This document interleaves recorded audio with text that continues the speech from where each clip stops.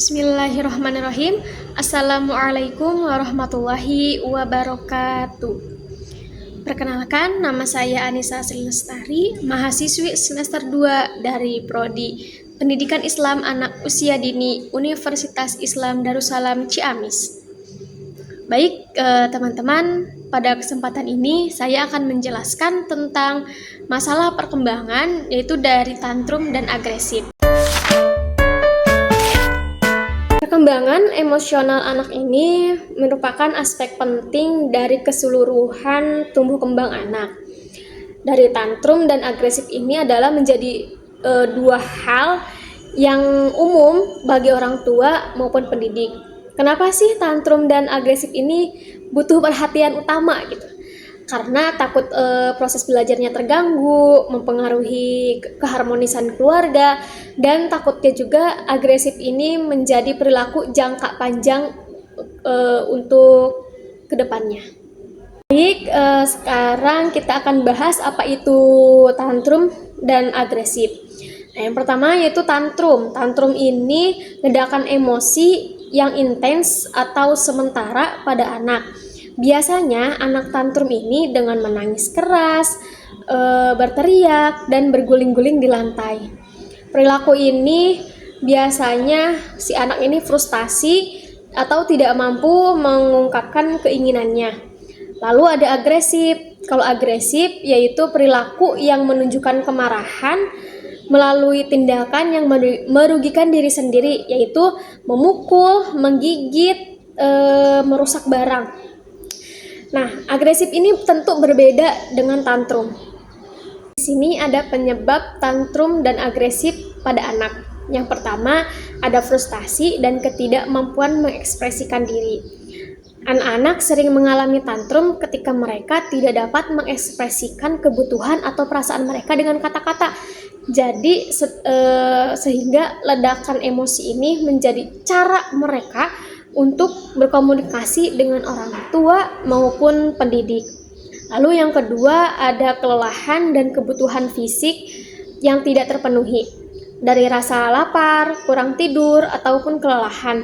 Nah, dari ketiga ini bisa menurunkan kemampuan anak untuk mengendalikan emosi, membuat mereka lebih rentan terhadap perilaku tantrum dan agresif. Lalu yang ketiga, ada pengaruh lingkungan dan pola asuh. Dari lingkungan yang tidak konsisten saja dan batasan yang kurang jelas bisa memicu menunjukkan perilaku si anak ini dari tantrum dan agresif. Nah, di sini ada faktor perkembangan dan temperamen. Jadi selain faktor lingkungan dan pola asuh, perkembangan otak dan temperamen bawaan anak juga berperan penting dalam munculnya tantrum dan agresif. Lalu temperamen bawaan seperti meledaknya emosi, sensitif berlebihan, atau kesulitan beradaptasi, ini bisa membuat anak lebih rentan mengalami ledakan dibanding dengan anak yang lainnya. Adapun dampak dari tantrum dan agresif ini terhadap perkembangan anak yang saya temukan ada 3, yaitu yang pertama, gangguan hubungan sosial dan komunikasinya kepada teman sebaya, orang tua, guru, maupun orang dewasa di sekitar si anak. Nah, lalu yang kedua ada hambatan perkembangan emosional dan kognitif yang dapat mempengaruhi kemampuan belajar dan regulasi diri anak. Lalu yang terakhir ada pengaruh negatif pada lingkungan keluarga dan sekolah yang menciptakan stres dan ketegangan berkelanjutan. Nah, sekarang kita akan mengenal tanda-tanda dari tantrum dan agresif. Kalau misalnya kalian melihat seorang anak yang menangis keras tanpa henti, lalu berteriak-teriak, setelah ditawarkan semua hal tidak mau, itu bisa disebut dengan tantrum. Lalu kalau misalnya kalian melihat seorang anak yang sedang memukul orang lain atau dirinya sendiri, lalu menggigit, menendang, dan merusak barang-barang di sekitar, itu bisa disebut dengan agresif. Nah, jika tantrum dan agresif ini berlangsung lebih dari 15 menit atau lebih dari 3 kali sehari, itu memerlukan penanganan yang khusus. Lalu bagaimana cara menangani tantrum pada anak? Nah, yang pertama ada tetap tenang dan konsisten. Kalau misalnya kita menghadapi seorang anak yang tantrum, kita harus tetap tenang dan konsisten. Nah, respon ini bisa membantu memahami si anak untuk batasan dan merasa aman dalam situasi emosional. Lalu yang kedua, alihkan perhatian anak. Teknik ini bisa mendistract dengan menawarkan aktivitas atau objek menarik lainnya. Teknik ini juga bisa membantu mengalihkan fokus anak dari sumber frustasi. Lalu yang ketiga, berikan waktu untuk tenang atau time out. Kita juga harus menyediakan ruang aman bagi anak untuk menenangkan diri. Lalu kita menggunakan komunikasi empati dan penguatan positif setelah si anak tenang.